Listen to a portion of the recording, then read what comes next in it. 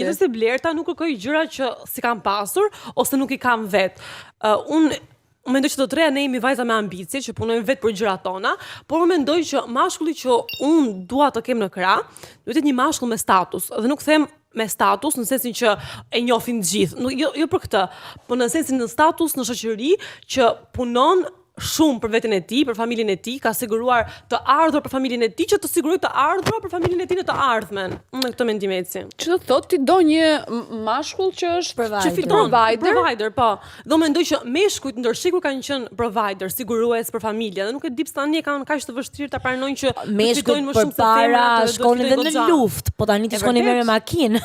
Jo, tani çunat e kanë serbatorin e makinës bosh, po prap mund të marrin një makinë me qira dhe të dalin rrugëve të bllokut për të bërë sikur kanë lek. Ato blin dhe iPhone-in me këste të fundit edhe kanë frigoriferin bosh.